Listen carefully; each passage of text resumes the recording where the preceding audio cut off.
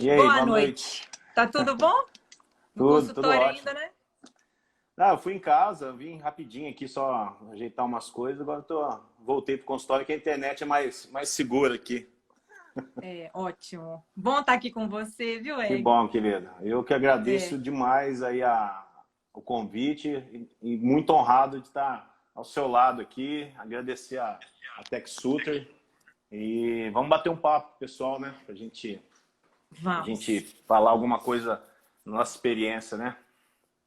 De sutura, um assunto que a gente adora falar, não é? É o que eu costumo dizer, né? E a gente fala muito, né? É o início da reparação, né? É o que muita gente negligencia. Exatamente. Eu vejo muito isso, às vezes tem em curso, né? Às vezes a pessoa tá lá para suturar, para terminar, aí o auxiliar sai da cirurgia. Na hora, provavelmente até é mais importante do que tudo, né? Sim, sem sombra de dúvida. É o que você falou. É o início do processo, né? De Da reparo, reparação. cicatrização, regeneração. Exatamente. Exatamente. Então, queria agradecer sua presença também, né? Você que está representando Império Team, que é um grupo fantástico. Então, eu fico muito feliz de estar aqui, a gente poder compartilhar um pouco esse conhecimento aí, né? Vamos ver o que que a gente pode conversar.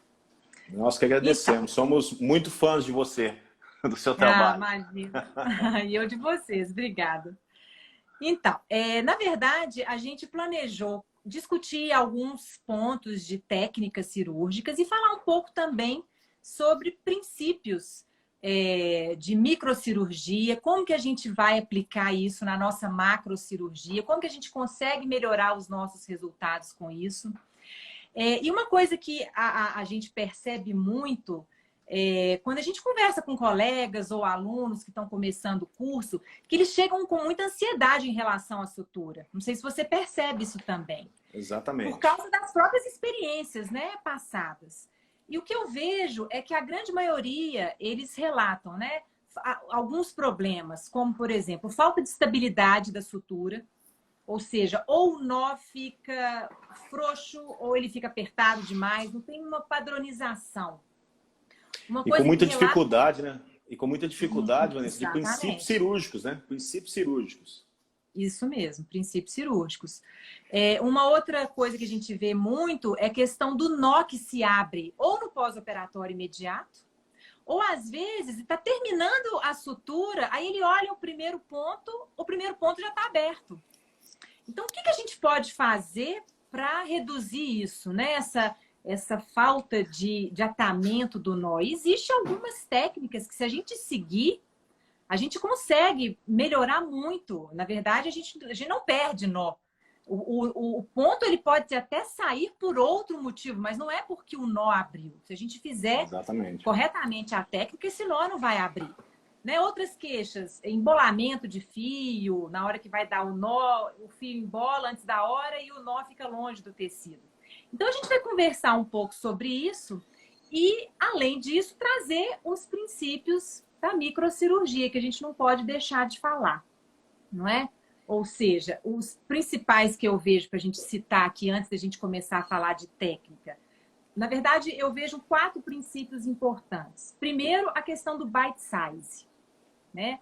O que é esse tal do bite size, né? Então, vamos imaginar que eu tenho uma incisão aqui, né? O Tá. bite size é um ponto de entrada e um ponto de saída. E esses pontos, eles devem Tem que ser equidistantes em equidistantes. relação A, fi- equidistantes, a não nossa é? incisão. Para a gente não ter aquele sobreposicionamento de retalho. Porque se eu faço de um lado o ponto de entrada 1 milímetro e do outro lado 3 milímetros, eu vou ter uma falta de... A tensão vai ser a mesma. Então, um Vai lado ser ele vai diferente. puxar mais exatamente do que o outro, eu posso ter uma sobreposição do retalho. E isso gera cicatriz, não é? E Uma uma outra... coisa que. Pode falar, pode falar. Não, pode falar. Eu Não, e uma falo coisa demais. que a gente percebe pela falta de instrumentais adequados, principalmente para você pinçar um retalho, para você fazer uma cirurgia um pouco mais delicada. Eu vejo muitas pessoas querendo fazer algumas cirurgias delicadas com a falta de instrumental adequado para isso. uma falta de uma pinça de corne, de um bom porta-agulha e, consequentemente, um fio premium, né? Um fio de qualidade, né? Com uma agulha boa, que a gente vai falar muito de agulha aqui hoje. Exato. Uma outra coisa importante também é a questão da entrada da agulha, falando em agulha. Um dos princípios da microcirurgia, que a gente traz isso para a nossa macrocirurgia, eu tenho que entrar com a agulha perpendicular.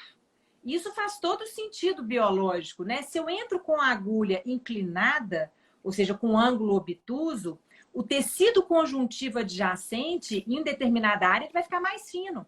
Isso aumenta o risco de eu ter um rasgamento. Então, muitas vezes a gente tem rasgamento porque na hora que entra com ela sem ser perpendicular, né? Ela mais inclinada e eu não tenho um volume de tecido tão bom. E na hora que dá o nó, eu posso ter esse rasgamento. Então, isso Perfeito. É um princípio importante que a gente tem que ficar atento e trazer para todas as nossas cirurgias, não é? Outra coisa importante é a questão do nó, não é, Ed? O nó ele tem que ser deslocado da linha de incisão. Eu não posso deixar o nó em cima da incisão. Então, são pequenos detalhes que vão se somando e a gente tem um resultado biológico melhor depois, né? E eu não preciso de usar um microscópio para fazer isso na nossa cirurgia. Exatamente. Né? Eu, na verdade, eu não uso microscópio, eu não sei se você usa. Eu também, eu não tenho habilidade para usar o microscópio, não tenho logística para isso. Mas a magnificação hoje é uma coisa que a gente necessita de utilizar. Não, lupa sempre. Eu não consigo mais fazer cirurgia sem lupa. Eu custei adaptar com lupa, porque eu perdia muita visão periférica, principalmente para implantes. E hoje, eu até deixei aqui ao meu lado, aqui hoje, ó, a lupa que eu utilizo é uma da M3, que é aquela do Dr. Kim, com o fotóforo já, né? Então isso já me... Ótimo. Eu consegui, porque eu não perdi a visão periférica, principalmente quando você está fazendo implantes, paralelismo, tudo. Mas isso aqui é viciante, isso aqui é igual direção hidráulica e ar-condicionado. Depois que você tem, você nunca mais fica sem. Não tem jeito, Uma vez que tem, a gente começa a ficar cego sem elas, né? Então, usar magnificação com lupa é muito importante, mas eu não preciso de ter um microscópio. Claro que quem tem, ótimo. Mas quem não tem, a gente consegue resultados muito bons também aplicando esses conceitos. Bom, então, vamos ser bem objetivo, né? E vamos ao que interessa. Vanessa, vamos ressaltar para o pessoal, primeiro de tudo, agradecer a presença aí de vários amigos aí que nós estamos observando. E assim, nós vamos começar com uma parte assim, bem básica mesmo, de princípio cirúrgico, que a gente para mostrar, que eu sei que tem muito aluno de graduação assistindo, e também para recordar algumas coisas, até para cirurgiões com experiência, e a gente vai seguindo numa ordem crescente aí, até chegar numa suturas com maior grau de dificuldade e maior sofisticação. Isso, ótimo. Deixa eu colocar aqui, então. Bom, a primeira coisa, a gente não pode falar de sutura, de técnica de sutura, sem falar do famoso nó de cirurgião. Isso é básico. Para alguns já sabem, né, como que dá esse nó, mas outros não. Então, é importante a gente falar do nó de cirurgião. Então, o que é um nó de cirurgião? É aquele nó que não vai se soltar no pós-operatório. E realmente ele não se solta. Se a gente dá esse nó da forma correta, a chance dele se soltar é muito pequena, porque ele é muito estável. A gente vai entender por que dessa estabilidade daqui a pouco. Então, vamos imaginar, o que eu preciso de saber em relação ao nó de cirurgião? Toda vez que eu entro no tecido, né, eu entro de um lado e saio do outro lado. Então, eu vou sempre ter a parte curta do fio e a parte longa do fio. O segredo do nó de cirurgião é eu prestar atenção na parte curta. Ou seja, eu vou dar as laçadas. Normalmente, eu não sei se você faz assim, Eg, mas eu faço 2 primeiro, depois uma e depois outra. Eu faço 3, sendo que só a primeira é uma laçada dupla. Perfeito, okay? Faço exatamente assim. Existem outras formas também, né? Ótimo. Então, o que acontece? Vamos imaginar que a parte curta está aqui do meu lado direito. Então, eu dou 2 laçadas vou pegar essa parte curta que está do lado direito e, obrigatoriamente, eu tenho que levar a parte curta para o lado oposto. E a parte longa para o lado oposto também. Isso é regra número 1. Muito bem, dou mais uma laçada, a parte curta agora está do lado esquerdo. Eu vou dar uma laçada, pego a parte curta e jogo novamente para o lado direito. E, finalmente, eu termino o nó, pegando mais uma laçada, pego o curto e jogo para o lado esquerdo. Joga para o outro lado. Pronto, esse nó não vai se desfazer. E a gente vai entender por quê. Vou colocar um vídeo aqui que vai exemplificar bem. Aqui é uma incisão relaxante qualquer, né, que foi feita no manequim. Percebam que o ângulo vai entrar em 90 graus, olha lá. Tá vendo que a agulha ela entra em 90 graus e aí sim eu vou girando. Observem também o bite size, como que ele está equidistante, ponto de entrada e ponto de saída, ok? Muito bem, o lado curto está aqui do lado direito, tá? Eu estou tampando um pouquinho ele aqui com minha imagem, ó, 2 laçadas, pego o lado curto e jogo para o lado oposto. O que acontece quando eu faço isso? Um fio desliza sobre o outro sem embolar. Essa falta de embolamento que faz esse nó ficar estável. Veja agora, eu não vou jogar para o lado oposto, eu vou jogar para o lado direito, onde ele estava. Olha como é que o nó ele fica embolado. Tá vendo? Ele se distorce e essa distorção perde a estabilidade mecânica. Perde a estabilidade. Na hora que eu jogo para o lado direito, olha lá como que ele desembola e aí então eu dou o primeiro aperto, ok? Bom, mais uma vez, eu ponho o porta-agulha no centro, dou uma laçada por cima, pego a parte curta e jogo ela novamente para o lado direito. Ela estava do lado esquerdo. Aí eu jogo para o lado direito. E nesse momento eu já desloco o nó para fora da linha de incisão.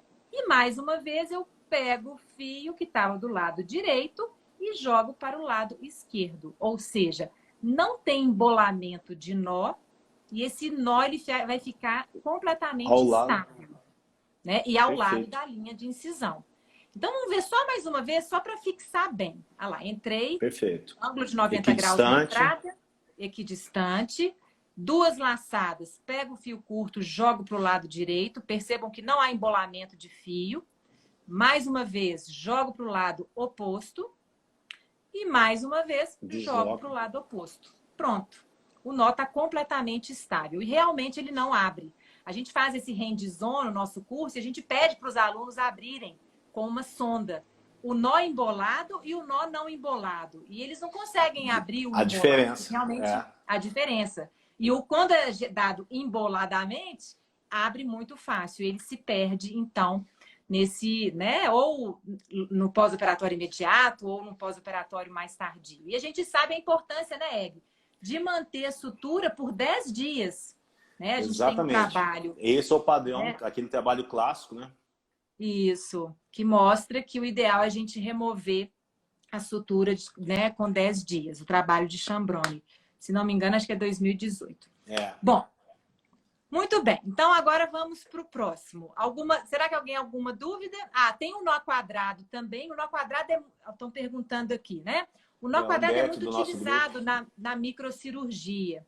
Eu gosto muito do nó quadrado, mas eu não estou com um filme aqui dele. Né? Eu vou focar mais no nó de cirurgião, que é o nó que é mais comum. Mas o quadrado, basicamente, é uma laçada para um lado, uma laçada para o outro. E no momento que eu dou a segunda laçada, eu ponho o fio de uma forma perpendicular que faz com que ele se trave. Ele é um nó muito delicado. Então, quando eu estou utilizando fios delicados, uma cirurgia mais delicada, é muito interessante a gente utilizar o nó quadrado. Ok? Perfeito. Muito bem. Então, agora vamos falar de suturas redutoras de tensão. Você gosta das suturas redutoras de tensão? Sim, sim, porque é o que a maioria dos casos que a gente utiliza, né? Seja na implantodontia, né? Na implantodontia, numa regeneração guiada, roça guiada, em cirurgias mucogengivais também. Então... também gosto muito. Bom, a gente tem basicamente 2 tipos de suturas redutoras de tensão. A sutura redutora, isso para implantodontia no caso, né? A colchoeiro horizontal convencional e a colchoeira horizontal modificada. Qual que é a diferença básica entre elas? A colchoeiro horizontal convencional, a proposta dela é aproximar conjuntivo com conjuntivo. Isso é ótimo nos estágios iniciais da cicatrização, porque eu vou ter uma integração melhor daquele tecido, mais rápida daquele tecido. O problema é que ela everte as bordas, não é, Eg? Exato. A borda do retalho fica necessita abertinha. de uma complementação. Necessita de uma complementação. A sutura, o colchoeiro horizontal modificado, ele foi criado para já tentar baixar esse biquinho que fica aberto. Não é? Só que eu, particularmente, eu prefiro a primeira. Eu não sei se você também. Eu faço assim, eu consigo jogar a tensão mais para baixo e depois eu venho complementando com a apical com uma sutura simples. Isso, até como um essa. ponto de segurança, né? Uma forma de segurança, principalmente em regenerações ósseas guiadas. Sim, concordo plenamente. Eu também penso assim. Mas eu vou mostrar as duas técnicas, né, para a gente relembrar, para a gente ver. Então, primeiro eu vou fazer uma colchoeiro horizontal tradicional. Entra na vestibular, aí a gente já dá um bite size maior, né, para regeneração óssea guiada. A gente entra aí com 4, 5 milímetros de distância. Isso. Entra na vestibular, sai na palatina, volta na palatina e volta novamente na vestibular. Então, no momento que eu faço o nó, o que vai acontecer? Esse tecido conjuntivo mais profundo, ele se aproxima do tecido conjuntivo do outro lado do retalho. Vejam que eu até tenho um afundamento ali, tá vendo?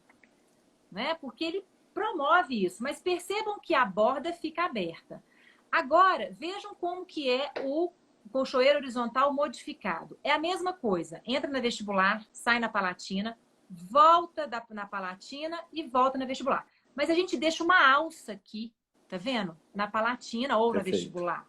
Onde a gente vai passar a agulha nessa alcinha e então eu levo o nó para vestibular. Fazendo esse movimento. Fazendo esse movimento. Então, essa sutura, ela abaixa as bordas. Só que eu percebo que ela coapta menos o conjuntivo com o conjuntivo. Não sei se você tem essa impressão também. Perfeitamente, perfeitamente. Aí a gente faz a complementação que você falou. Ah lá. Quando ocorre a eversão, faz suturas interrompidas simples. Porque é igual, como você disse, é mais um ponto de segurança. Eu tenho, então, o abaixamento, né? Uma cooptação dessa borda do retalho de epitélio conjuntivo que ficou evertido. Ok? Muito bem. Só para facilitar para o pessoal, a sequência, vamos imaginar de vestibular: epitélio conjuntivo, conjuntivo epitélio na palatina, epitélio conjuntivo, conjuntivo epitélio, e aí a gente dá o nó. Isso, a colchoeiro horizontal clássica, e aí você vai depois precisar fazer umas suturas interrompidas simples para você jogar essa tensão que está lá embaixo para você fechar. Então, isso. Perfeito. Exatamente. Ótimo. Bom, vamos falar agora da colchoeiro vertical, que é uma das minhas suturas preferidas. Eu adoro o colchoeiro vertical, eu acho que é uma sutura que eu gosto dela por causa do que ela nos promove biologicamente, que também é aproximar conjuntivo com conjuntivo. Mas a colchoeiro vertical a gente usa muito na periodontia, né? A horizontal a gente não usa tanto na pele. A vertical a gente usa muito na pele. E interessante é que eu gosto de citar esse trabalho aqui, é o trabalho de Tavelli de 2018. Esse trabalho ele é muito interessante. O que ele fez? Ele analisou 3 diferentes tipos de suturas, tá? Em relação, ele avaliou, na verdade, a estabilidade da margem gengival com 3 diferentes tipos de suturas. Então, ele avaliou a sutura simples, a interrompida simples, a sutura suspensória, que ele chama, né, de sling suture, e a sutura colchoeiro vertical suspensória, que ele chama de sling e tag. E o que ele verificou? Que o melhor desempenho dessas 3 suturas foi, né, de todas elas, foi a colchoeiro vertical suspensória, que ele chama de Perfeito. Slim Tech, né? Então, a gente já gostava dessa sutura antes, porque a gente E agora, via... com a chancela dele... Exatamente. Agora que a gente não abre mão dessa sutura. Ela é muito boa, né? Então, deixa eu só achar aqui onde que está. Aqui, ó. Vamos ver aqui. Eu posso começar tanto na palatina quanto na vestibular, tá, gente? Isso não faz muita diferença. Aqui eu vou começar pela vestibular. Eu passo a agulha de vestibular para palatino, pegando a papila desepitelizada, que está aqui de baixo. Dou a volta por trás do dente e saio agora na papila distal, no centro da papila desepitelizada. Importante isso, eu tenho que pegar esse tecido conjuntivo. Venho com essa agulha é uma agulha 3/8, tá? Depois a gente vai falar um pouco das agulhas. Saio de dentro para fora e volto agora de fora do epitélio para dentro do conjuntivo numa posição ligeiramente mais coronal. Eu costumo dizer que é 4, 4, 4, 2, 2. Isso, você entendeu? Você explica isso. Vou explicar para vocês, eu ponho a imagem aqui. Isso. Aí eu volto novamente na papila mesial, saindo no centro da papila desepitelizada e saio novamente no retalho. Então, o que essa sutura faz? Ela aproxima o tecido conjuntivo do retalho, da papila cirúrgica, do conjuntivo da papila desepitelizada. Mas observem que fica abertinho a papila, então eu também preciso de uma complementação. E aí eu posso fazer uma suspensória simples aqui. Começo na palatina, passo debaixo do ponto de contato, venho de vestibular para a palatina de novo, dou a volta por trás do dente, saio novamente na distal, na vestibular, volto pegando a papila por debaixo do ponto de contato e dou um nó. Olha como que ela adapta a papila, olha como que a papila se adapta quando eu faço isso. Então, isso é uma coisa importante, eu preciso de sempre observar, a papila está bem adaptada? Pode falar, Egg, aí o seu caso. Não, pode falar. É a mesma sutura da sequência que você fez, perfeitamente. Só para mostrar aqui, ó. A gente apelidou ela, nós do Grupo Império Team, os amigos, de 4422. O que seria o 4? 4 é a distância da base da ponta da papila até a base dela, passando pela vestibular, ou seja, epitélio conjuntivo, como na imagem. Uhum. Passa para a palatina, volta pela linguagem, pegando o tecido ali, ó, igual você comentou, pegando o tecido do tecido conjuntivo ali interproximal, a gente entra na vestibular novamente 4 milímetros de conjuntivo para epitélio, tá? Volta mais próximo da ponta da papila, que seria os 2 milímetros, isso que a gente chama. Uhum. Vai para a palatina e aí volta pelo tecido interproximal, pegando de conjuntivo para epitélio 2 milímetros também. E aí a gente sutura lá. Excelente. E aí a gente faz esse complemento, que é uma suspensória que você utilizou para você ter a melhor captação desse tecido, dessa papila no local. Exatamente. Isso deu para a galera observar. Perfeito. Excelente. O importante, que muitas vezes a gente vê as pessoas terem dúvida, eles perguntam assim, quando eu estou passando na interproximal, eu devo pegar o tecido ou devo passar por debaixo do ponto de contato? Nessa sutura, obrigatoriamente, eu tenho que pegar o tecido, a papila desepitelizada. Porque a ideia é trazer, não é? O retalho, a papila cirúrgica junto da papila desepitelizada. Existem outras técnicas que a gente passa por debaixo do ponto de contato sem pegar a papila, mas nessa, obrigatoriamente, eu tenho que passar pegando esse tecido, pegando o tecido. Da papila, o tecido interproximal. Perfeito. Ok? Ótimo. Perfeito. Então, vamos continuar. Agora, nós vamos falar um pouco de um assunto que eu gosto muito, que é onde suturar o enxerto de tecido conjuntivo. Bom, eu particularmente, é uma filosofia minha, eu sempre gosto de suturar o conjuntivo de forma independente em relação ao retalho, tá? Eu sei que existem, né, algumas pessoas que, inclusive, que trabalham muito bem, eu conheço, né, próximas a mim, que suturam os dois juntos. Mas na minha mão eu acho que funciona melhor separado, eu vejo resultados melhores. Então, eu tenho essa ideia, a gente tem que suturar o conjuntivo e deixar estabilizado. E a gente vai ver que existem várias formas de eu suturar o conjuntivo na posição certa. O que muitas vezes a gente observa, Eli, é que muitas vezes ocorre a sutura e o conjuntivo ele desloca no sentido coronal. Ele vai para cima da coroa e fica em cima da linha cemento-esmalte, em cima de esmalte.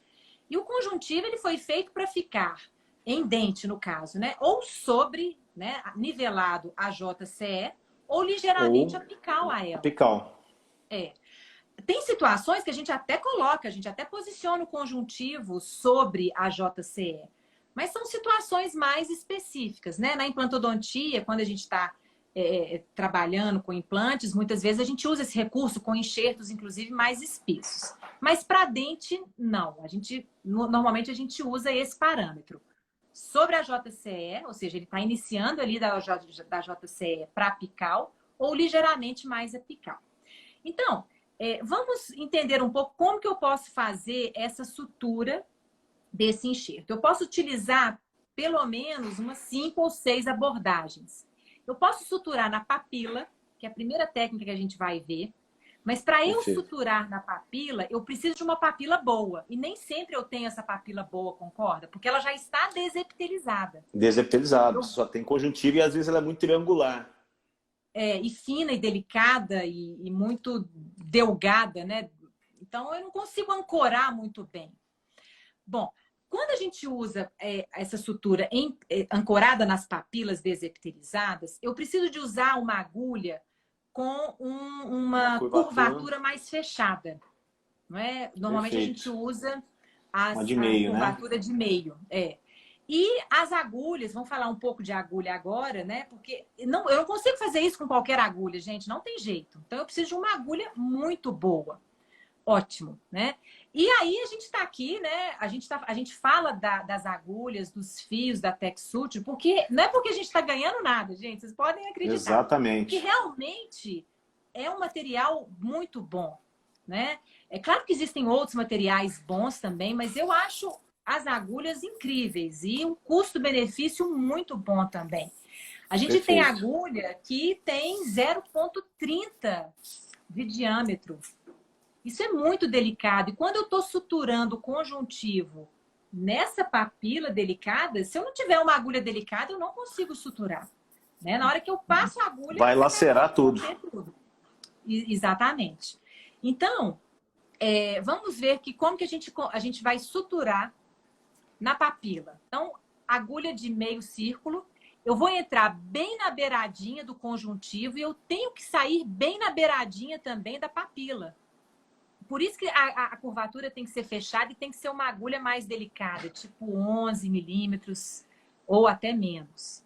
Vejam que o nó ele vai ser deslocado, gente, para cima do conjuntivo. Eu não vou deixar o nó em cima da papila desepitelizada, que isso vai atrapalhar o meu processo de integração da papila cirúrgica do retalho na papila desepitelizada. Então, eu entro bem na beiradinha do enxerto e saio bem próximo a ele. Tá? E dou o nó. Perfeito. Da importância da gente trabalhar com o fio bom. Nesse caso aqui, gente, eu tenho que utilizar um fio absorvível, concorda? Absorvível, perfeito. Não tem como eu utilizar um fio não absorvível, porque eu não vou conseguir tirar esse nó. Então, isso é uma das formas de suturar o conjuntivo. Aí vamos imaginar, a papila não é boa. Não consigo suturar. Então, vamos para o nosso plano B. Qual que é o plano B? Suturar, fazer uma sutura suspensória ancorada no colo do dente, onde eu estou tratando com o enxerto. Então, vamos ver essa abordagem. Olha só, aqui eu tenho que usar uma agulha mais aberta, 3/8, tá? Eu começo na palatina e saio na papila desepitelizada bem próximo ao enxerto. Isso é uma coisa importante. Eu tenho que estar próximo ao enxerto, porque senão esse enxerto sobe quando eu der o nó. Então, eu puxo esse fio que veio lá da palatina, volto com ele de vestibular para a palatina, pegando a beiradinha do enxerto, ou seja, a porção mais coronal desse enxerto. Puxo ele lá na palatina. Dou a volta por trás desse canino e agora eu vou sair aqui na mesial. Vejam, eu entro por palatina e saio bem próximo ao enxerto novamente. Ok? Perfeito. Puxo esse fio, volto novamente pegando a beiradinha do enxerto, ou seja, essa borda mais coronal, bem próxima ao lugar onde eu já tinha saído antes, e volto para a palatina. De forma que eu vou ter 2 cordinhas lá na palatina, onde eu vou então dar um nó. Então fica igual um babador, né? Cujo lacinho está aqui atrás do colo do dente, está lá na palatina. Então essa é uma outra forma que a gente pode usar para suturar o conjuntivo, que é muito interessante. Mas, às vezes, acontece, né, da papila também não ser muito boa, e na hora que eu dou o nó, esse enxerto, ele desloca no sentido coronal. Então, caso aconteça isso, a gente tem o plano C. Ou seja, não tem jeito, gente. A gente vai conseguir suturar no lugar certo. E olha que eu ainda tenho mais 2 planos para mostrar para vocês. Então, vamos imaginar que eu não consegui estabilizar muito bem com essa sutura. O que eu posso fazer de diferente? Vamos ver aqui. Eu posso fazer essa sutura aqui, ó, que eu gosto muito dela. Ela é ancorada no periósteo. Eu começo novamente pela palatina, tá? Então, eu posso começar ou na mesial ou na distal, não importa. Aqui eu não obrigatoriamente eu preciso de sair tão perto do enxerto. E aí, vejam só, eu vou ancorar essa sutura lá no periósteo apical, ok? Então, distante do enxerto, pelo menos uns 2 milímetros de distância. Então, eu ancoro no periósteo, volto agora aqui na papila mesial ou distal, tanto faz por onde eu começar, e dou o nó na palatina. Eu posso fazer essa sutura ancorada no periósteo em forma de X, como vocês estão vendo aí, ou então em forma paralela. Retangular. Eu, particularmente, eu gosto mais, retangular. É. Então, a mesma coisa, começo na palatina, saio na papila, venho aqui no periósteo, mas aí observem que eu vou seguir o mesmo padrão de entrada, para conseguir esse paralelismo. Volto aqui na papila distal e vejam, na hora que eu puxo, essa sutura, ela ficou com o fio paralelo. Eu gosto muito dela porque não dá uma pressão sobre o enxerto exatamente em cima da deiscência. Exato. Mas as 2 formas são muito usadas e são muito boas. Ok? Bom... E complementando, né, Van, essas regiões laterais também, a gente estabiliza, né, o nosso enxerto. É a próxima. Exatamente. É o plano D. Eu posso também ancorar no periósteo lateral. Aí eu preciso de uma agulha mais fechada, meio círculo. Eu entro em cima do enxerto, pego o periósteo lateralmente, a deiscência, saio no enxerto e dou um nó sobre esse enxerto. Mais uma vez, para essa sutura eu preciso de estar trabalhando com um fio absorvível também. Eu posso ancorar tanto no periósteo lateral a deiscência, como também, vocês vão ver, no periósteo lateral mais apicalmente. E a gente faz muito isso nas cirurgias de mucogengivais, na implantodontia, não é? Onde a gente usa muito esse periósteo aqui para estabilizar enxerto de tecido conjuntivo ao redor de implantes. Porque ao redor de implantes a gente nunca tem papila boa para ancorar. Exato. Exatamente. E o que eu costumo dizer, né, Vanessa? É o famoso pulo do gato, jump off the cat. É a questão de estabilizar o conjuntivo ou o substituto mucoso que seja, que nós estejamos sim, trabalhando em cima. A estabilização do nosso substituto ou do nosso enxerto de tecido conjuntivo é o grande segredo de sucesso também. E aí, vamos imaginar que deu tudo errado. Eu não fiz um retalho dividido, eu não tenho periósteo. A gente ainda tem o plano E, ou melhor, o F, que é esse aqui, ó. se eu estiver trabalhando numa recessão unitária e eu fiz incisões relaxantes, eu posso suturar esse enxerto abaixo do retalho lateral. Então, a gente cria um túnel aqui adjacente, né, às incisões relaxantes com um tunelizador, entro com a agulha de fora para dentro, aprisiono o enxerto de baixo para cima e depois de cima para baixo. Tem gente que passa uma vez só no enxerto, não tem problema, pode fazer assim também. Eu prefiro passar 2 vezes. E aí, na hora que eu puxar essas 2 cordinhas aqui, olha lá, o enxerto, ele envelopa por debaixo desse túnel que foi criado. Perfeito. E aí, eu gosto muito dessa técnica. Eu gosto muito. Eu também gosto demais, porque ela coloca o enxerto na posição que a gente quer, não é? Exato. E uma dica clínica é nessa região, ao lado da incisão relaxante, você fazer um pequeno descolamento ali para que a sua agulha passe mais fácil. É o túnel, não é? O túnel, você corre o risco de lacerar.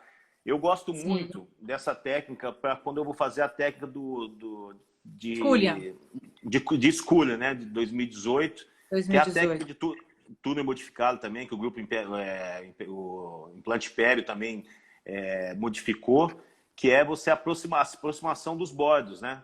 Nesses casos, numa recessão dessa maneira aqui, ó, que a gente consegue fazer exatamente isso. Aqui no caso eu estou usando um fio de PTFE, que eu gosto bastante, e já passando para os colegas que a TechSutter está para lançar esse fio de PTFE agora no 2º semestre.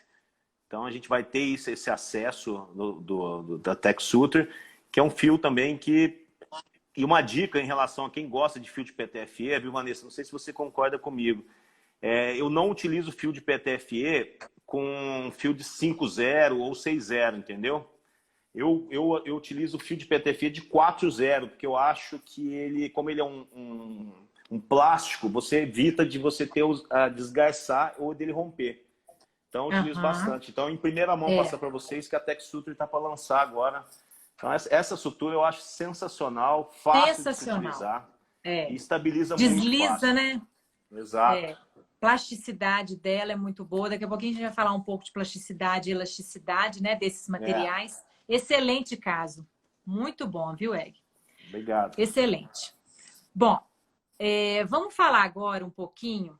Gente, tem muita técnica de sutura, né? A gente, na verdade, eu e o Egg, nós selecionamos algumas técnicas para passar para vocês, mas isso aí é uma infinidade de coisas, né? Eu queria falar um pouco... Ivan, não existe assim, a técnica correta, como nós temos muitas variabilidades, e é igual a questão, tem gente aqui experiente de tudo que faz, às vezes, um nó diferente. Eu acho que o importante é chegar num denominador comum. Que é o sucesso, nós estamos apresentando sugestões, na verdade. Sugestões, né? Exatamente. Isso, né? Exatamente. Vamos entender um pouquinho, né, a técnica do túnel modificado. Na verdade, antes, eu vou mostrar a sutura da técnica vista, porque eu acho que vai ficar um pouco mais didático. Só que para eu mostrar a técnica vista, eu vou colocar ela aqui no meu computador. Eu acho que vai ficar melhor. Então, vejam só. A técnica vista, na verdade, é uma técnica de túnel, né, Egg? Onde a gente vai inserir o conjuntivo, ao invés de eu inserir pelo sulco gengival, eu vou inserir por uma incisão vertical, né, que foi criada. Essa incisão ela não se conecta na margem gengival, isso é importante, e a gente cria um túnel aqui, né? E normalmente a gente faz um túnel total, embora tenha algumas variações bem interessantes. Bom, muito bem. Então, é importante que essa papila esteja completamente liberada. Eu tenho que liberar ela até no início lá da palatina, tá? E eu começo aqui com o fio de sutura e com as costas da agulha eu vou entrando de sulco gengival a sulco gengival até sair aqui na incisão relaxante. Aprisiono o enxerto de tecido conjuntivo e vou voltar com as costas da agulha pelo mesmo caminho que eu vim, de sulco a sulco. Por isso que isso aqui tem que estar tudo liberado. E aí, passou tudo, a gente começa a introduzir o conjuntivo e vai posicionar. Uma das formas de suturar, uma das formas, tem várias, tá? É a gente fazer essa sutura ancorada num ponto na face vestibular. Vejam, eu pego retalho e conjuntivo e faço um V de forma convergente e estabilizo com resina flow. E a gente, então, depois, né, faz as suturas interrompidas nessa incisão relaxante. Então, é uma forma que a gente tem. Tem outras formas de ancorar? Sim, que a gente vai discutir agora. Na verdade, a gente pode fazer desde que a gente consiga o nosso objetivo, que o posicionamento coronal desse retalho sem tensão. Eu posso usar qualquer tipo de sutura. Eu posso fazer a sutura do Zur, que talvez a gente consiga falar daqui a pouco. A gente pode fazer essa sutura ancorada na face vestibular, né, com resina. Uma pergunta que muita gente tem, eu não sei se perguntaram isso, a gente faz condicionamento desse esmalte. Eu não sei você, Egg, mas eu, particularmente, eu só faço o condicionamento com o adesivo autocondicionante. Eu não faço ataque ácido. Para você fixar a flow, né? Eu passo simplesmente, eu faço o condicionamento, mas aí tem que ser com adesivo autocondicionante, não dá para ser, né, com outro. E fotoativo e faço o nó e pinguinho somente. Ali. Isso para mim é suficiente. Suficiente. Mas tem pessoas que fazem o ataque ácido, né, com ácido fosfórico, aí fica a critério de cada um. Então, Vanessa, agora... na hora que você vai mostrar, só para mostrar algumas coisas, só para ressaltar bem rápido. Principalmente, gente, assim, não adianta você querer fazer uma técnica vista, uma técnica de tunelização, que seja, sem que você tenha um instrumental adequado para isso. Você necessita de ter um bom porta-agulha, seja Castrovier, seja um Mailhager, mas tenha vidia, que você tenha descoladores, não usar aquele descolador da faculdade que você usa lá, que é para fazer uma sutura em barriga de boi. Porque, assim, nós necessitamos de ter instrumental de qualidade. Eu acho que é o barato que sai caro, né? É aquela questão, a gente tem que investir com o passar do tempo com instrumental. Eu tenho uma coisa comigo que é assim, quanto mais você investe, mais você tem menos problemas. E uma coisa, só para dar uma dica aqui também, nesse caso de tunelização, a gente iniciar, às vezes, as incisões com microlâminas de boa qualidade. Nós temos aí no mercado, aqui a gente não ganha nada por isso, mas eu gosto muito das microlâminas da MJK, a SB003, a SB004, a gente utiliza bastante, né? Então, a Sugistar também é uma ótima. Então, eu acho que é uma coisa assim, é um fator sine qua non de nós trabalharmos com material. Você não está perdendo dinheiro, você está ganhando dinheiro. É o barato que sai caro de você economizar em relação a isso. Não, e a gente vê a diferença, né? O resultado, quando a gente usa instrumentos delicados, é muito diferente. Suturas delicadas, né? É muito diferente.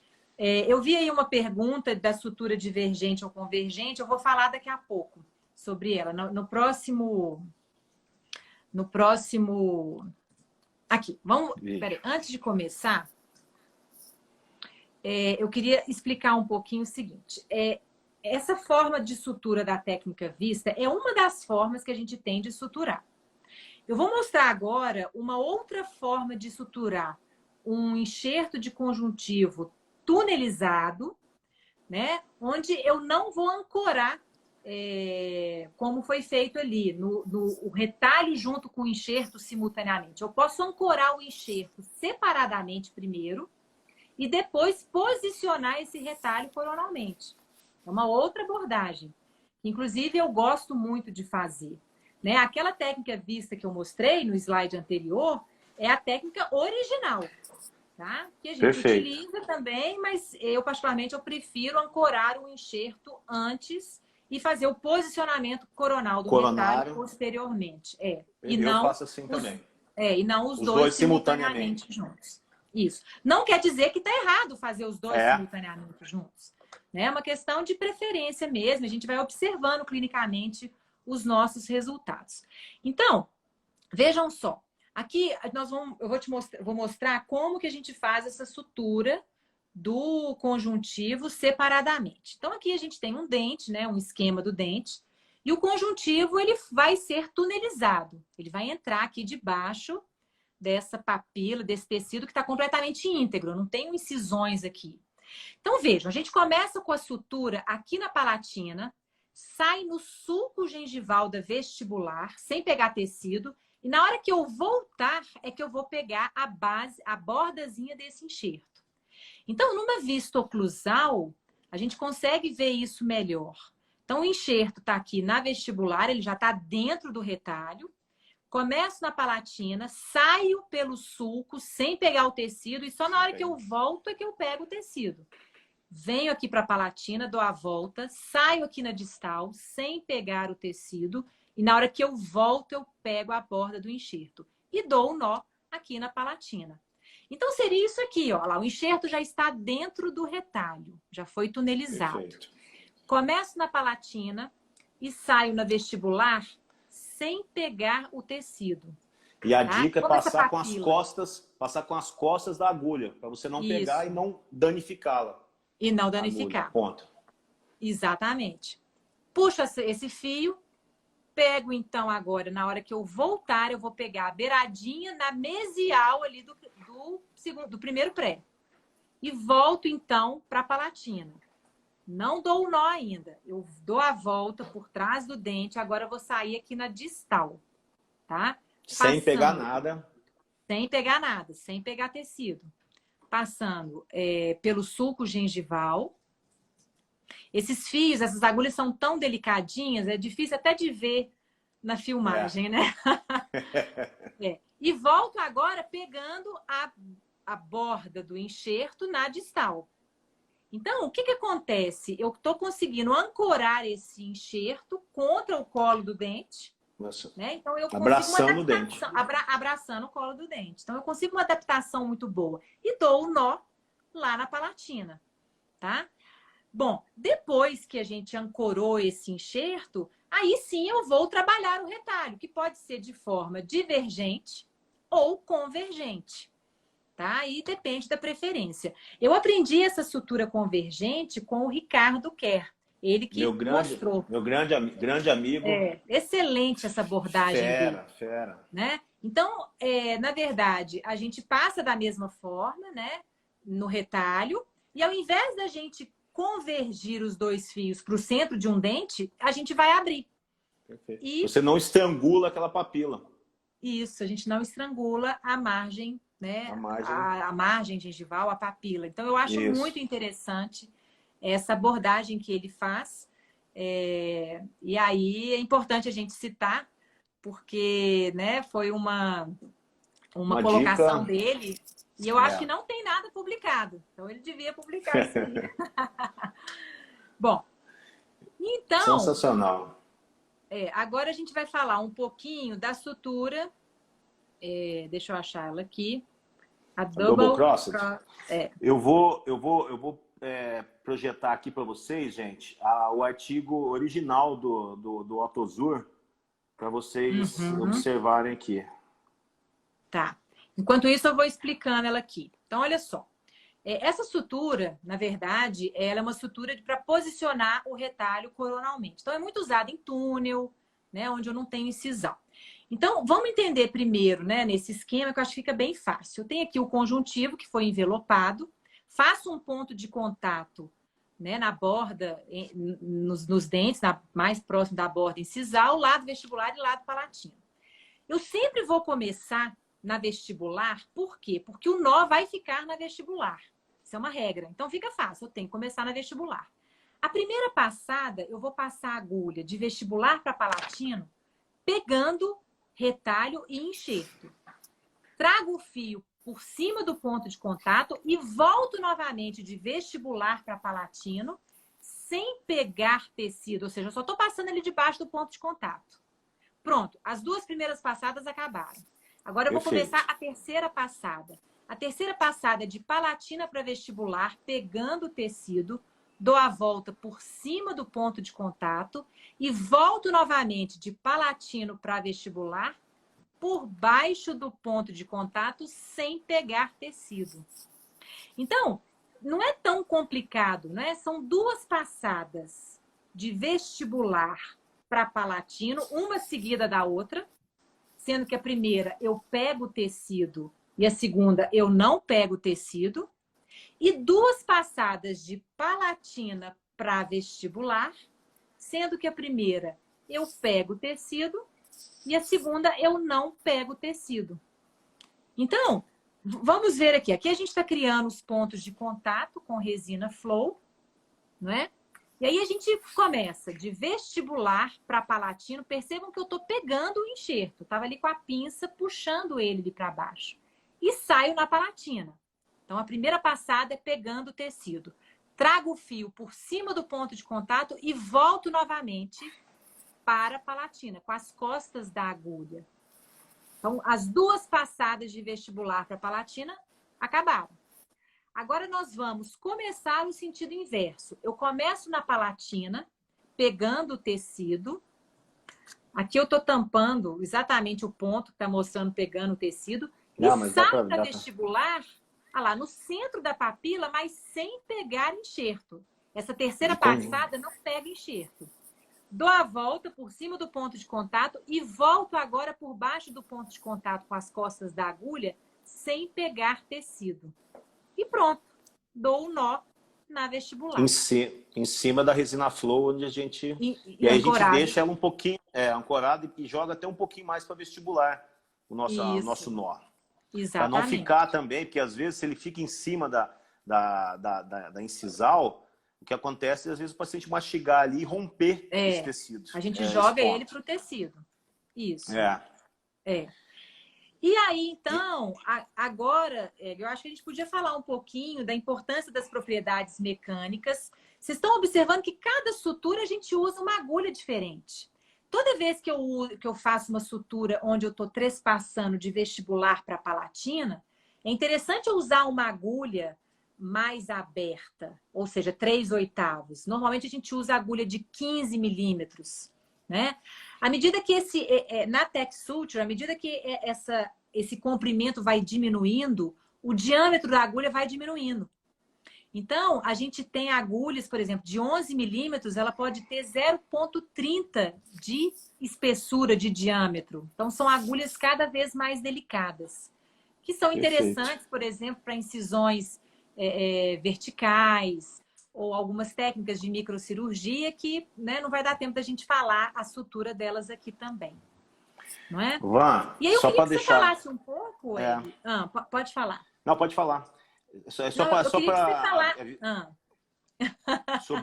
sobre as características, né, dos fios prêmios que a gente tem utilizado. Isso, né? Era isso que eu ia te perguntar.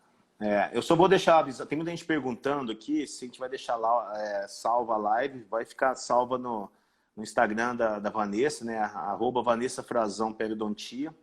E assim, ó, já são 20h53. Pois é.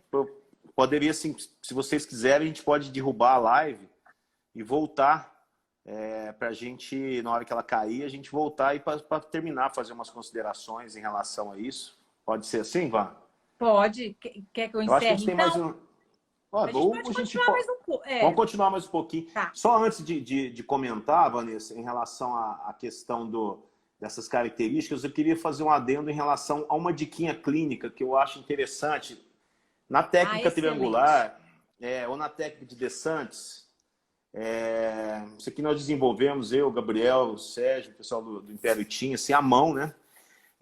Não estamos discutindo aqui a técnica exatamente, não é o intuito, mas uma diquinha é o seguinte: na hora de nós fazermos a sutura das relaxantes, sempre o correto é você passar da área móvel, mantendo bite size, para a área fixa, né? Só que de uma maneira, como mostrando aqui ao lado, de uma maneira que ela seja de apical para coronário ligeiramente angulada, mais ou menos 45 graus, para que você jogue essa tensão mais para a região coronária e não fazer dessa maneira aqui, ó, uma maneira horizontal.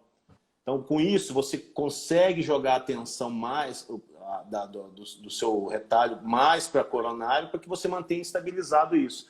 É uma dica, assim, uma coisa simples de princípio cirúrgico, mas muita gente às vezes não conhece isso. São Excelente. detalhes, né, que a gente faz e lá na frente pode ter algum resultado em relação a isso, né? Então, aí, a outra coisa que ele já ressaltou, nessa região aqui, que é a região que está fixa, a gente faz uma pequena tunelização, nada absurdo, com um instrumental delicado, um descolador de papila ou um descolador de buzzer, que eu gosto bastante, para que na hora que você passe a sua agulha, você não tenha dificuldade e não tenha laceração desse tecido. Né? Porque se você começa a lacerar esse tecido aqui, você pode vir a ter deiscência depois da nossa sutura, né? Em relação a isso. E aí você já, com isso, você já melhora o seu tracionamento coronal em relação a isso. Eu tinha Sem separado dúvida. aqui, Ivan, só uma... E é exatamente o que você faz desse tipo de sutura aqui, ó, em termos de que você mostrou, e você gosta muito dessa tipo de sutura, que a gente entra pela palatina sem pegar, com as costas da agulha. A gente passa na base da papila de epitélio para conjuntivo, sai na palatina sem pegar tecido ali, vai na papila distal, passa com as costas. Essa de passar com as costas faz justamente para Isso você é excelente, né? para você não danificar a ponta da sua agulha e também para você não correr o risco de pegar um tecido nessa hora. E aí a gente vai para vestibular, pega novamente de epitélio para conjuntivo, voltamos para a palatina com as costas da agulha, e aí o nosso nó, ele fica na região palatina, tá vendo? A gente traciona ele mais coronalmente em relação ao que a gente vai fazer. E aí a diquinha é você não deixar o nó bem no centro do dente, você joga ele um pouquinho para mesial ou um pouquinho para distal, né? Porque para não incomodar menos ali no local. Então, ressaltando só aqui, é a famosa, como o Gustavo colocou, é a chamada vetor de força. Você traz isso mais para a coronária, entendeu? Eu acho que eu vou encerrar. Tá bom. Faltando um E aí a minuto gente pra volta para a acabar. gente fazer umas considerações finais. Combinado, Tá. pessoal? Todo mundo volta, hein, gente? Tá bom. Até daqui a pouco.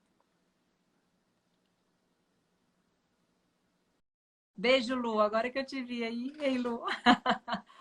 Bom, então, Muitos você amigos. queria falar das propriedades, não é? Hein, Vanessa? Quem tem amigo tem tudo, hein? É o que a gente Nossa mais... Senhora. Você tem muitos amigos, né? Dinheiro a gente não tem, não, mas amigo... Tem coisa melhor? Então, em relação... Eu gostaria de mostrar para o pessoal o que a gente não está escondendo nada do que a gente faz no nosso dia a dia, no nosso consultório, com nossos pacientes particulares e em curso que a gente indica. Então, é uma coisa que, assim, nós ficamos por muito tempo órfãos de fios de sutura e de boa qualidade. E aí, o que acontece? A gente lembra, alguns anos atrás, para a gente conseguir alguns fios de boa qualidade, fios prêmios, você só trazia no meio da mala, ali no meio do sutiã, no meio das cuecas, no meio da roupa, e trazia ali, morrendo de medo de te pegar fora na alfândega. E fora que, em termos financeiros, era uma coisa muito inviável, né? Então, você tinha que escolher a cirurgia para você utilizar, né? Daquela que você só escolhe assim, vou operar minha mãe. Aí você usava esse fio. Então, e hoje, a TechSuture, ela veio para suprir isso que a gente tinha. Eu já usei fios importados, e a TechSuture tem essa tecnologia também de fora, mas feito toda a parte manual aqui, com uma excelente qualidade.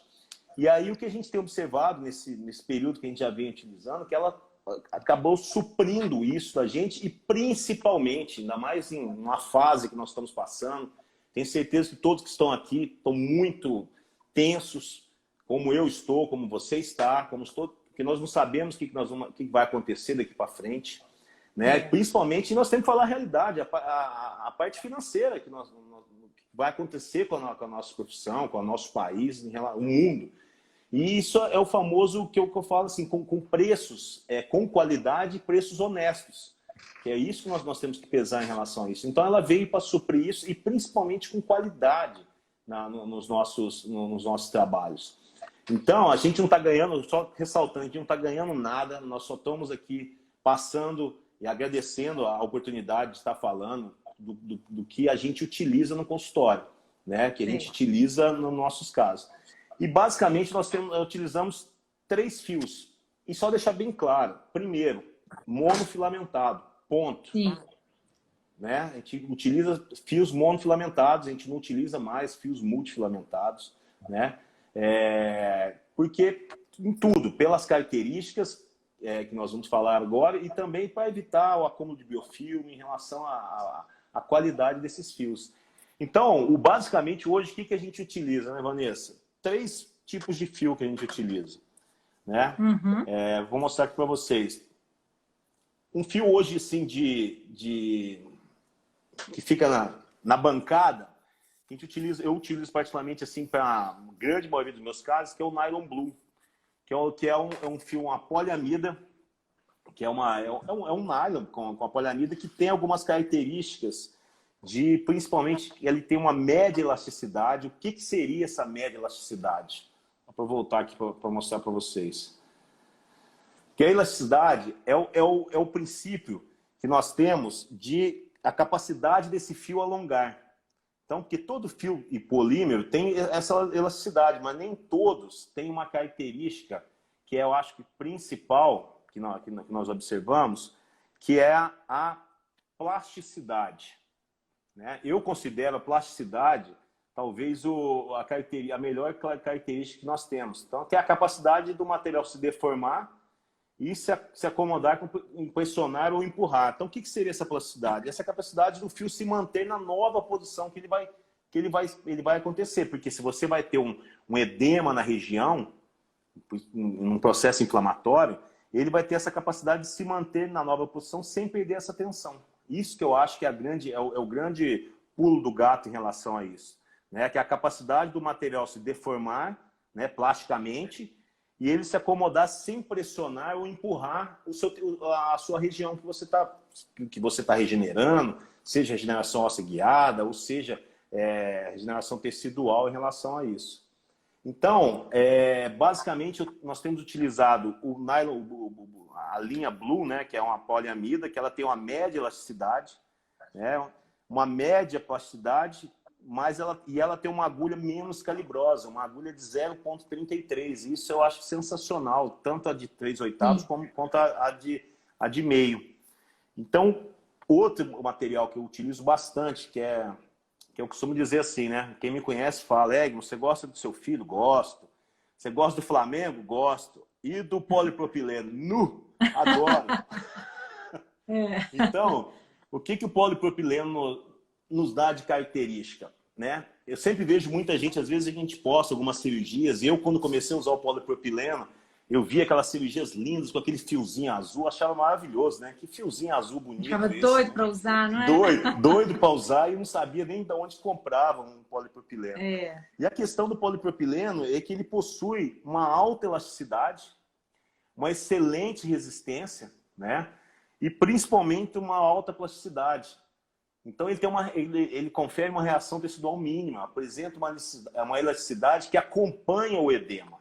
Isso eu acho a característica principal. E aí você evita o estrangulamento desse tecido, evita a isquemia, né? Então você tem um fio que depois que você começa a usar, você fica um pouco viciado nele, né? Porque depois é difícil até para você sair dessas características do polipropileno. E eu acho ele sensacional, uma coisa que a TechSuture faz, e isso gera uma melhora. Quem nunca aqui... Primeiro, esses fios eles vêm acomodados num, a gente chama de fuan, né? Que é aquela embalagem de espuma que ele fica lá dentro para proteção da ponta da agulha. Eu acho isso já de uma característica de você conseguir já ter uma qualidade nisso na embalagem. E principalmente, devido a essa alta plasticidade que o polipropileno tem, ele tem um processo de enrolamento que basicamente é utilizado no portfólio de cirurgias cardíacas, né? O polipropileno. E aí o que acontece? A embalagem dele é mais comprida, Vanessa. Ó. Não sei se alguém já teve esse... Por que essa embalagem mais comprida, gente? que com isso, com essa embalagem mais comprida, ele diminui o número de voltas. E aí, consequentemente, você marca menos esse fio e aí elimina, sabe aquela necessidade de você ficar retificando, quando você pega um nylon, que não tem essa plasticidade de você ficar retificando esse nylon. Ele já sai retificado. Perfeito. Então, eu acho isso de uma característica e tanto, porque só quem está ali na hora do furacão, aquela hora que você está ali suando, e aí a sua Santa Polônia está aqui, ó, rezando para você, né? Eu ando com uma no bolso, do meu jaleco cirúrgico. Tá aqui, ó. Ela fica aqui, ó, do meu lado, até sua, Mas tem uma pequenininha mesmo? Essa é do jaleco cirúrgico. Ela fica lá dentro do meu jaleco cirúrgico. Então, a minha também fica lá no meu consultório. Então, tem hora que muitas vezes você está lá necessitando de você estabilizar a sua cirurgia, o seu enxerto, tudo. E se você ficar utilizando um fio que não tem essas características, você vai passar raiva. Você vai passar raiva e você já está cansado, né? Você já está com uma condição de término de cirurgia, e isso faz com que a gente que otimize a nossa característica, né? Então, eu acho que assim, essas características que a Tech Suture passa para nós em relação à qualidade do nosso fio, eu acho que é de suma importância para que a gente tenha uma qualidade nos nossos trabalhos. Que a gente possa entregar para o nosso paciente uma qualidade no nosso trabalho. Né? Porque você já está... E você agrega valor nisso. Você não agrega valor de custo, você agrega valor no seu tratamento. Né? Porque vai chegando uma época que a gente tem que minimizar erros, né? Minimizar a morbidade para os nossos pacientes e cada vez... É o nosso cotidiano, é a nossa vivência clínica. Quem senta a bunda no mocho lá, desculpa a palavra, sabe do que eu estou falando. Sabe que em muitos casos a gente não tem sucesso em todos os casos. A gente tem que falar...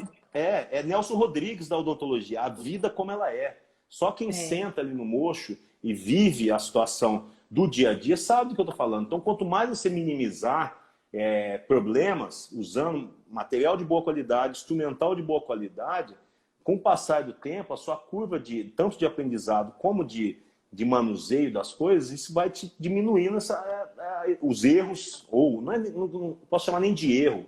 Você pode ter intercorrências, todo mundo pode ter intercorrência, e atire a primeira pedra quem não tem intercorrência, né? Quem não... Com certeza. Né? Então, assim, uma coisa que eu gostaria de falar em relação a essas características dos fios da Tech Suture. Excelente. E eu acho que a gente podia finalizar com um para casa, para quem tiver interessado, né? Na verdade, a gente vê essas técnicas sendo feitas nesses manequins, mas às vezes, né, a pessoa tem casa e não consegue, não tem como, né, conseguir um manequim desse. A gente pode treinar a sutura em algumas coisas muito simples. Perfeito. Não é? Perfeito. Então, desde que você tenha um fio bom. Não dá para fazer algumas coisas assim tão delicadas se o fio não for bom. Então, eu gostaria de mostrar aqui. Isso é sua marca registrada, isso daí. Duas práticas que a gente pode fazer. Né, quem tiver aí mais tranquilo na quarentena e quiser treinar um pouco, isso tudo que a gente conversou, o nó de cirurgião, o bite size equidistante, a entrada da agulha em 90 graus no tecido, né, o deslocamento do nó para fora da linha de incisão. Então, são coisas que a gente pode fazer que eu acho que, né, é interessante. E não tem jeito. Sutura, gente, é treinar. Treinar. É claro que esse conhecimento todo que a gente tem que ter esse conhecimento, mas a gente tem que ter treinamento mesmo. Né? E só depois que você começar a treinar, você vai ver como que flui. E eu acho que a parte da sutura vai se tornar a parte mais gostosa da cirurgia. Quando a gente domina, não é? Van, então, e assim, antes de você só começar o vídeo, uma então coisa que eu só para fazer um adendo em relação a isso. Tem muitas suturas, eu estou falando por mim. A Double Crossed é uma sutura que quando eu vou fazer ela, eu vou lá no artigo original, olho, só que agora eu tenho o seu vídeo. Agora eu tenho a sua didática.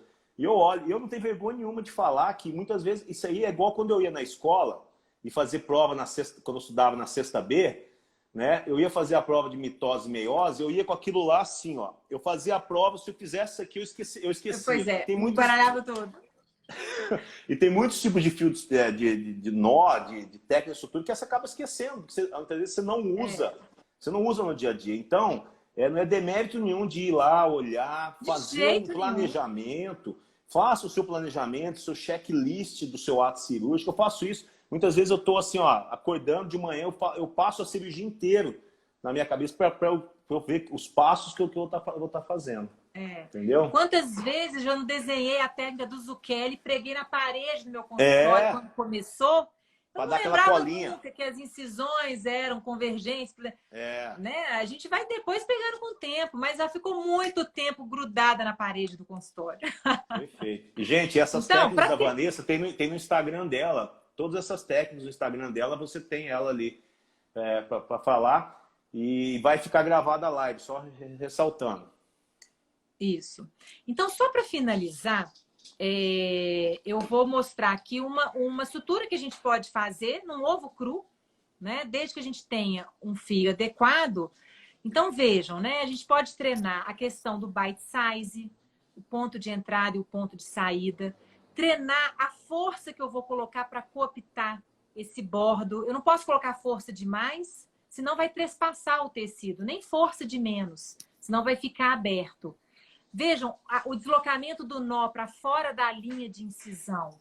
Então, assim, talvez a primeira vez não fique tão bom, mas a segunda já fica melhor, a terceira melhor ainda. E na hora que você vai para um conjuntivo, né, um enxerto gengival livre, como que fica muito mais fácil depois que você faz esse treinamento? Então, é uma forma simples que a gente tem. Pega um ovo cru, tira a casquinha dele, ele tem que estar cru para essa membrana ficar bem molinha. E a gente pode fazer um treinamento sem utilizar, né, um manequim.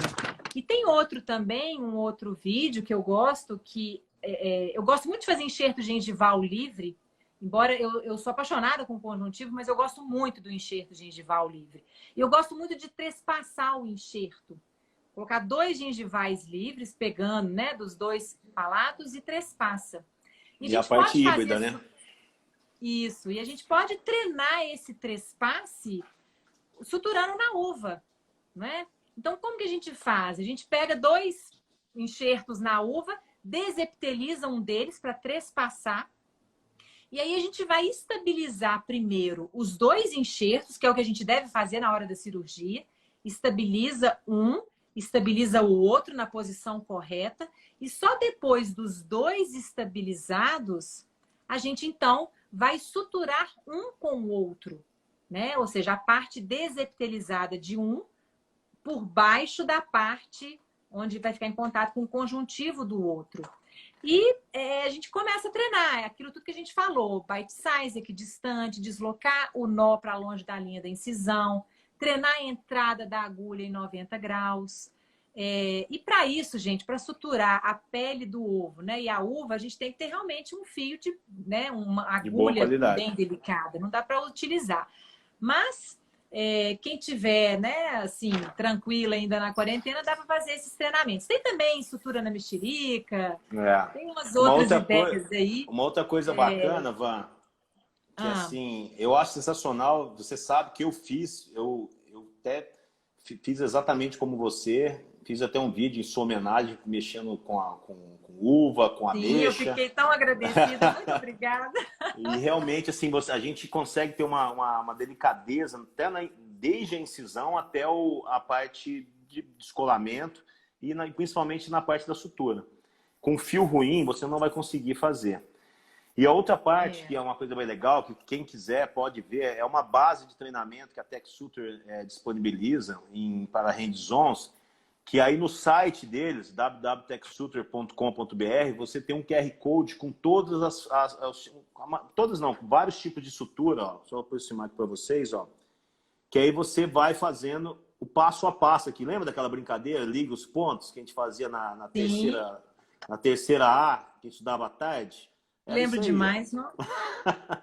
Então, ó, E isso é uma coisa muito interessante, que a TechSutra, a gente tem utilizado isso nos nossos hands-on, nos nossos cursos em relação a isso. E uma outra coisa, Van, que só para ressaltar, que eu vi que o pessoal perguntou, dos fios absorvíveis, né? Ainda não, a TechSutra ainda não disponibiliza dos fios absorvíveis, né? Mas está para sair agora a qualquer momento. E um outro tipo de fio que a gente tem, que a gente utiliza muito, é a linha Black deles, que é o nylon, né? Que é o nylon propriamente dito, que de Poliamida, né? de poliamida excelente qualidade, que a gente utiliza. E esse nylon Black, ele tem uma agulha um pouquinho mais calibrosa, que é de 0,43. Mas em relação ao melhor fio que a gente tem no mercado, não vou citar o nome aqui, mas pode testar, um fio que a gente utiliza, todo mundo aqui é da Eticon, que é excelente também, né? É excelente, é de 0,47. Então, ainda ela é mais delicada. Mais delicada ainda. Né? Então, o Nylon Black, ele tem ali essas características, estão para uso diário, uso em exos, a gente utiliza com total tranquilidade. A gente só deixa para ressaltar assim, que praticamente assim, seda, né, multifilamentada, a gente praticamente aboliu isso do nosso portfólio em relação a isso. Né? A alta capilaridade da seda leva micro-organismo para dentro do seu conjuntivo, para dentro do seu retalho. Então, realmente, biologicamente, não é uma escolha assim, muito interessante, né? O Nylon Black, então, ele ótimo, vem acho nessa... que a gente falou tudo, né? O Nylon Black, ele vem nessa... Só para comparar, para vocês verem, ó, o polipropileno, olha o tamanho da embalagem, né? Porque você não necessita retificar tanto. Né? Então, eu acho sensacional isso. Né? E temos, assim, eu acho que conseguiu abranger, não dá para abranger tudo, né, Van? Tem mais... muita coisa. Assim, tem muita técnica, né? Muita técnica. E aqui, ó, e aproveitar aqui a audiência de colegas, de amigos, eu já vou aproveitar aqui e falar que, assim, tá faltando didática para você, viu, doutora Vanessa? Você tá ruim de didática, viu? Gostaria demais de agradecer a oportunidade, assim, de eu estar assim, dividindo aqui com você. Eu aprendo muito com você, aprendo isso todos os momentos. Eu fico de olho no Instagram, na hora que lança os videozinhos, eu mando para a galera do Império Teams, meus amigos, os amigos que dão aula comigo também, das outras equipes. Eu acho, assim, que você contribui demais para essa nossa periodontia. Comentando com o Marcelo Nunes, nosso grande mestre, tá? Mandar um abraço para ele, a galera toda aí, vários amigos pessoais, tudo. Eu acho que a Pério, eu comentei isso com você, né? Depois daquela live, aquele super live que nós tivemos, eu acho que a Pério, não sei se é puxar a sardinha pro nosso lado, mas eu acho que a Pério hoje, ela foi a vedete do Covid. Né? Se a gente pode tirar alguma coisa, né? Além de tudo que vai acontecer, mas eu acho que a periodontia, a periimplantodontia, ela foi a grande vedete em relação a isso, e ela voltou a ter ao seu devido lugar, não só as cirurgias plásticas, não só a parte periimplantar, na parte básica, né? Eu acho que ela voltou a largou mão de estar por muitos anos como o patinho feio. O patinho feio da graduação. Às vezes a abordagem da graduação ninguém queria fazer, é maçante, raspagem, tudo. Mas é muito interessante que a mídia social tem muita coisa ruim, mas tem muita coisa boa também. E eu acho que tem uma parte de responsabilidade nisso. Né? Então foi uma coisa que fez com que a periodontia voltasse isso.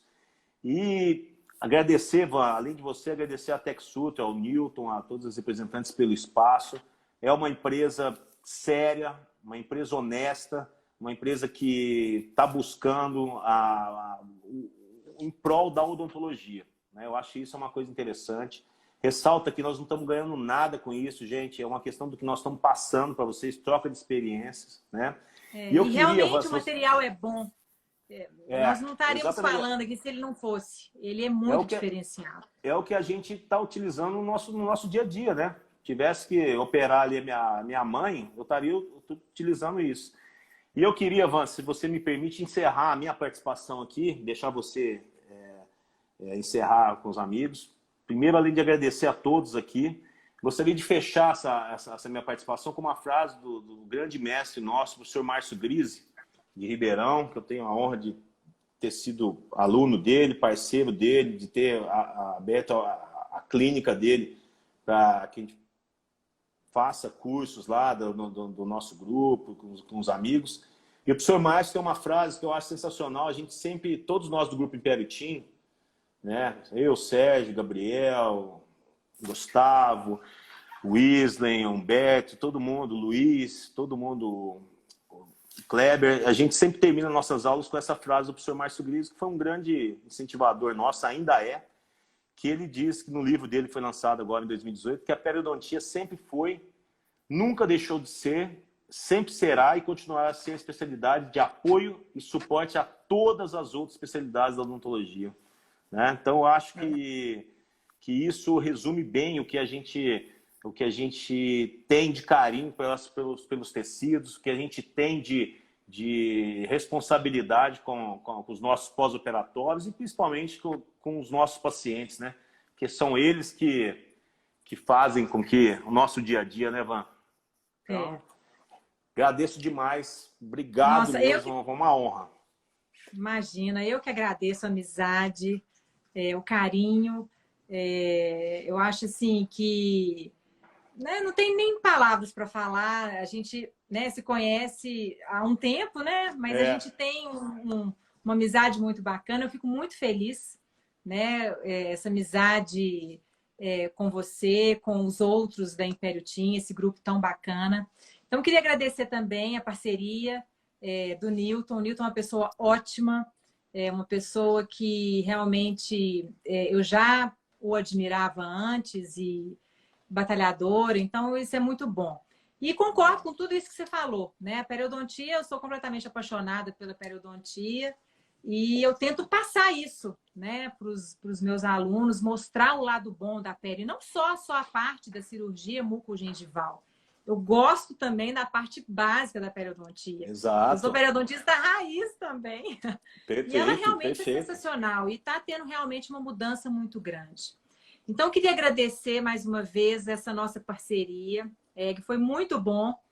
Viu? Tomara que tenha outras oportunidades aí. Queria agradecer a presença de todos que eu vi, vários amigos, Marcelo, muitos amigos. Que tanta gente, né? Eu fico muito feliz num horário desse. E é isso. Espero todo que mundo tenha já cansado. Contribuído alguma coisa. Todo mundo já cansado, todo mundo vai de descansar. Né? Então, E aí, então, gente, é só agradecer. Né? Obrigado mesmo. E que a gente volte diferente ou melhor, né? Daqui para frente, né? Em tudo que a gente vai fazer no nosso dia a dia, na nossa vida, nos nossos conceitos aí, que sirva também não de mudança, mas assim, que sirva para a gente refletir tudo que a gente está passando, né? Isso, e o que eu sempre digo, né? O menos é mais sempre. Sim. Sempre. Sem dúvida. Tá bom, ótimo. Um beijo grande. Fica com Deus. Gente, muito obrigado, viu? Descansem Valeu, bastante. Pessoal. Um beijo grande. Abraço para todo mundo. Tchau, querido. Um abraço. Tchau. Abraço.